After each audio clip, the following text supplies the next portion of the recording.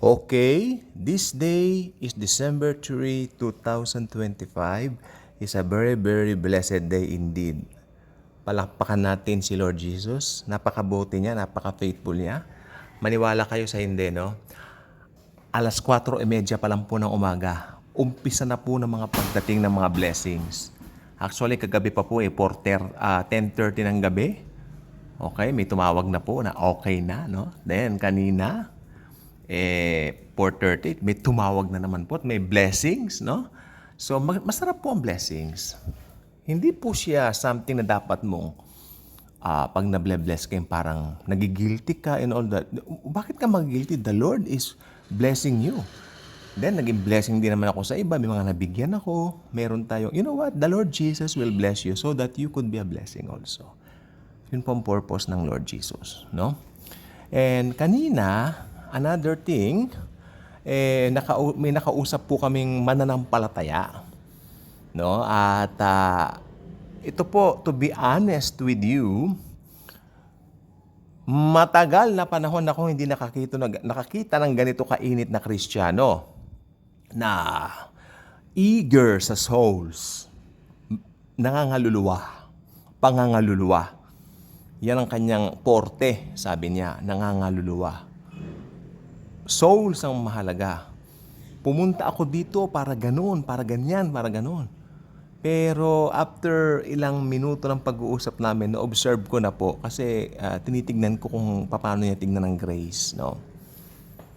Aba, lumabas talaga, under law pa rin sila. Sumingit ako. Sabi ko, Sir, the most important thing is what Christ has done on the cross. Yun lang po, dahil something happened there, gave His life, He gave His life, nag-shed siya ng blood niya, pinatawad ang lahat ng sins natin, past, present, future. Salvation and sanctification, sabi ko, kay Jesus po lahat. Ngayon, yung mga blessings dumarating po sa atin para maging blessing tayo sa iba. Yun, at ganun po ang purpose sa buhay niyo, sabi ko. So, na medyo naman siya. Oo nga, kanya. Niremind ko po yung cross, kasi panay ang banggit niya sa ministry nila, ganon-ganon, without, mentioning Christ, finished work. Okay. So, doon po ako sumingit talaga. Dahil parang, eto pa pong isa, lalo akong nagitla dito sa sagot niya. Sabi ko, Sir, what is your stand? Pre-trib ka ba? Mid-trib ka ba? Post-trib ka? Ay, hindi na yung pinag-uusapan yan. Importante, maligtas ang taan. Ako, lalo na po. Ay, there's something really wrong here, ako. Nope. Gusto kong sabihin kanina, abay, kung hindi po pala pag-uusapan niya, di sana hindi na po inilagay ng Diyos yan sa Biblia. Akalain mo, gumawa siya ng isang special na book, Revelation, kasi hindi na pag-uusapan. At umuulan po, Daniel, Book of Daniel, di ba? Yung Psalms, mga hula yun sa Panginoong Jesucristo. Mga hula, mga prophecy po, mahalaga yan. Gusto ko sabihin, bakit hindi po niyo pinag-uusapan? Aren't you excited? Jesus will come one day to fetch us. Gusto ko pong sabihin niya, pero hindi na lang po for the sake of Kasi business naman po ang pinunta namin doon sa taong yan. And maganda naman po siyang kausap sa biyaya ng Panginoon. But medyo naano ako kasi parang yung ginagawa ko na pag-vlog, pag-video regarding end times, pag-share dito ng mga eschatology, hindi ko pala pinahahalagahan ng ibang mananampalataya. And that is so striking on my part. Nagpigil lang ako kanina, akala nyo. I really need to. Dahil kailangan naming makapag-deal ng business sa kanya. And yet, maganda naman po ang resulta. Ang end times po mga kapatid, balik na po ako sa inyo. Tayo na po mag-usap-usap dito. The end times is something that we really need to, tackle every day. Because it connects us to the cross. Hindi niyo ba alam, ang cross ni Jesucristo, yan po ang pinakapalatandaan ng lahat ng mga kapanahunan. Hindi po ba nung namatay siya sa cross, tumigil ang orasan sa mga Hudyo? nakapasok ngayon ng mga hentil dahil sa biyaya ng Panginoon through the cross of Jesus. And then, some believers, hindi, hindi pinag-uusapan ito. I am so amazed. You know what? He mentioned his church. I am not going to tell you that. No naming names here. No dropping of names. I will never ever do that here in this channel. At least kung may mga naisip ko, baka gano'n, bahala na kayo. Pero isang bagay lang po, I agree with this pastor, American pastor, sabi niya, if your church is not teaching anything about eschatology and end times, you really need to get out of that church right now. You really need to leave, sabi niya. And I agree. Why? Because it's true. How come hindi mo tinuturo yung mga hula sa Biblia, mga propesya? Hindi ko naman sinasabing mag-aano tayo ng mga date settings. Oh, we're not date setters, no? Basta tayo po, may sinabi kasi ni Jesus, maging gising. Paano po ba maging gising? Maging gising means, alam mo yung mga katotohanan tungkol sa prophecy. Oh. Alam ko po, lumalabis po yung iba when it comes to prophecy. But it doesn't mean that you will relate everything to it. For you not to study prophecy anymore. Hindi po. Kung mo ba pumalpak yung si Joshua, yung brother Joshua, noong September 23, 2025, you will stop your eschatology just because of that event na hindi natuloy? Hindi po ganoon. Kaya kanina po sabi ko, so ano po ang ano po ninyo, sir? Focus nyo. Ministry para kay Lord, ganun. At ito po, siya po ay meron pong isang restaurant, no?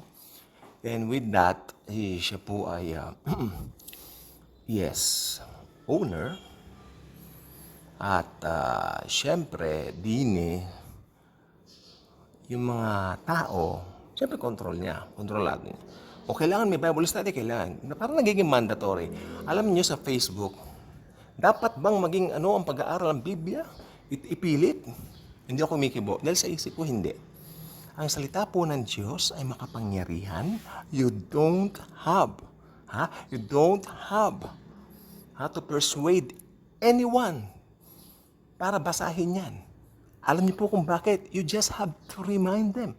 But don't push them. Don't persuade them na talagang parang pinipiga mo na. Do not do that. Ang salita ng Panginoong Hesus ay puro makapangyarihan yan eh. Ito po yung something na kapag ka narinig mo, talagang mai-inlove ka sa biyaya ng Diyos na kay Kristo Jesus. How come these people don't realize that very, very precious truth about Jesus and eschatology? Magka-relate po ang finished work sa cross and eschatology. Akalain nyo, tayo, sabi na aklat ng Romans, dahil sa katigasan ng puso ng mga Hudyo, tayong mga hentil, idinugtong. Ibig bang sabihin, wala tayo sa plano ng Diyos noong unang panahon? Hindi. Nasa plano tayo ng Diyos. Kaya lang, makapangyarihan ng Diyos at malalim ang Diyos. Deuteronomy 29:29. Basahin niya. Mga bagay na hayag, we can easily get it. Mga bagay na hindi hayag, sa Lord lang yon. O, di ba? Ito pong gusto ko po sabihin sa atin mga kababayan ko at mga kapatid. Eschatology and times is very, very powerful and very, very important for daily living.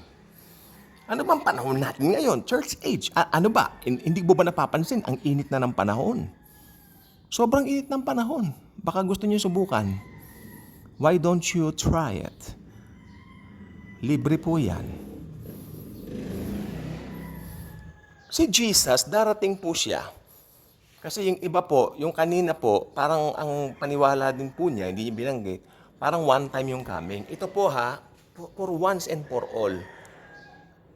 Marami pong senyales, paulit-ulit ako dito Marami pong signs si second coming. I am truly aware of that.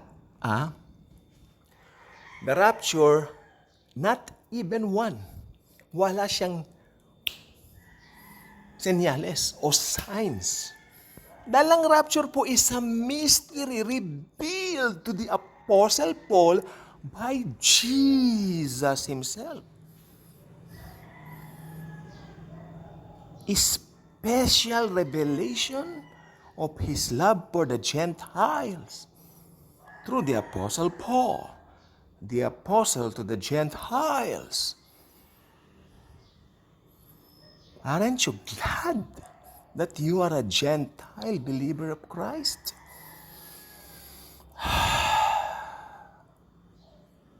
Very amazing, Jesus. That's our Jesus. That's His great love for us. Pero kapag dumating na nakumpleto na ang mga hentil na maniniwala at mananampalataya kay Jesus, matatapos na po ang kapanahunan na ito. Matatapos na ang church age at papasok ng rapture of the church. After the rapture of the church, which is a mystery,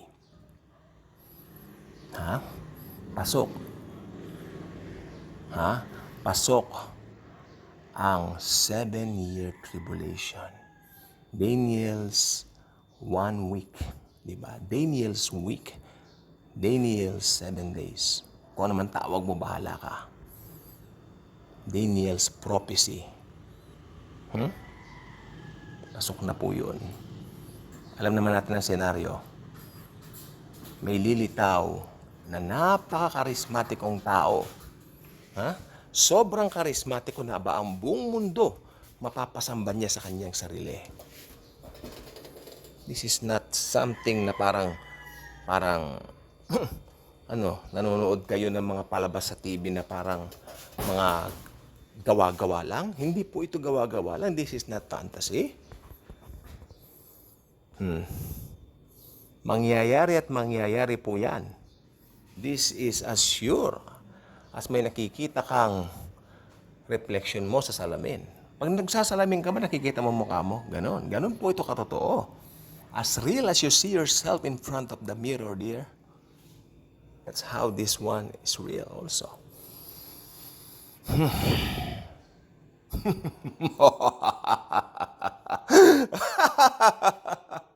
This is real. Okay? This is Jesus' love for mankind. At sa second coming, makikita siya ng lahat ng mata. Yan. Nakita niyo sa litrato? O nakataas sa mga cellphone nila. Kung ano man yung mga model ng cellphone nila. Then, siguro, pipicturean nila si Jesus. Pero hindi nila alam ang kapalarang naghihintay sa kanila. Dahil yung mga yan po, yung mga abutan ng second coming, tiyak po yan. Yung mga makakakita sa kanya. Karamihan po dyan ay talagang hahatulan po sa gihina. Ano po?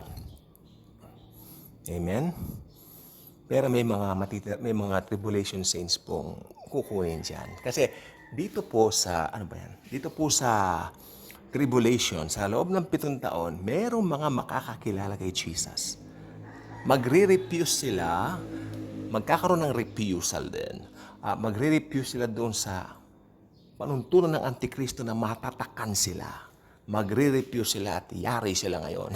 Pero okay lang, hindi sila yari sa Lord. Dahil tatanggapin sila ni Lord sa gloria niya ng buong puso at kaluluwa. Okay? Yan po ang mangyayari. Kaya ito ay buong katotohanan na isineshare ho sa inyo. Pananakot daw. Iba raw sabi, nag-judge daw ako. Paano ko mag-judge? Isineshare ko ang buong katotohanan ng Bible. Hindi naman ako mahilig sa debate. Matatalo ko sa debate. Ba't ako makikidebate? Nonsense. Useless. Di ba? Jesus will come one day. God bless.